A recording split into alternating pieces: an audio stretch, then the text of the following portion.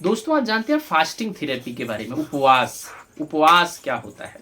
आपने देखा होगा, चाहे हिंदू, मुस्लिम, सिख, ईसाई कोई भी धर्म हो, सब में उपवास की प्रथा है ना? जब हम कोई फेस्टिवल मनाते हैं, कई सारे ऐसे फेस्टिवल हैं जिसमें हम फास्टिंग रखते हैं। तो फास्टिंग से मतलब क्या है?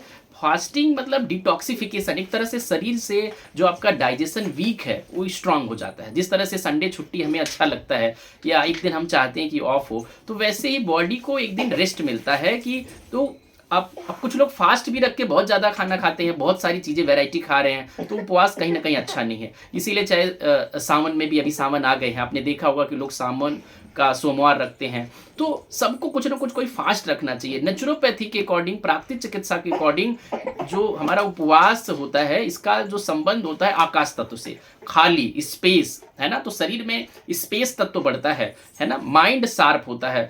कभी कभी जब देखा होगा आपने, जब किसी के घर डेथ भी हो जाती है तो भी एक दिन खाना नहीं बनाया जाता है, तो ताकि डिटॉक्सिफिकेशन प्रोसेस हो। अगर आपको स्ट्रेस है तो डिटॉक्सिफिकेशन भी होता है। खाना भी है तो हमें, अगर हम फास्टिंग रखते भी हैं तो बहुत ही ये नहीं कि बहुत ज़्यादा खाओ, उसके हिसाब से खाओ। हाँ, फ्रूट ले लिया आपने, हल्की फुल्की चीज़ें लें जिनका डाइजेशन बहुत ईजी होता है। तो ज़रूर सबको कोई ना कोई फास्ट तो रखना चाहिए। वीकली एक दिन फास्ट रख लें, 15 डे पे रखें, जैसे आपको कन्वीनियंट हो। तो सबको तो जरूर एक बार एक ना फास्ट तो जरूर। फास्टिंग एक आपके क्लिनजिंग का प्रोसेस है। आपके शरीर से जो कचरा है, टॉक्सिन्स है, उसके निकालने का एक माध्यम है उपवास। इसीलिए सारे धर्मों में उपवास का जिक्र है। यह प्राकृतिक चिकित्सा, नेचुरोपैथी का पार्ट है।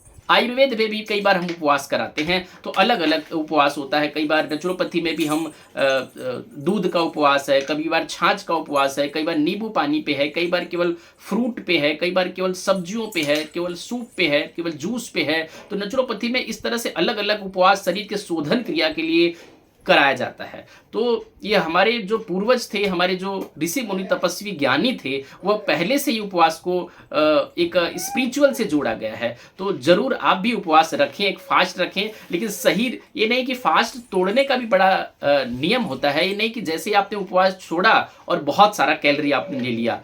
हमें पहले फ्रूट से शुरुआत करनी चाहिए, धीरे धीरे फिर हमें ग्रेजुअली इनटेक फूड का बढ़ाना चाहिए।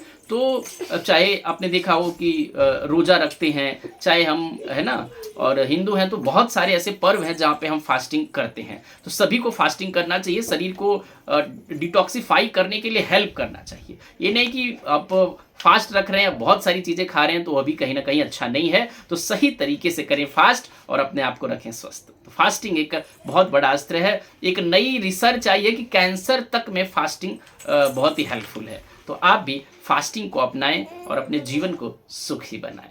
Thank you so much.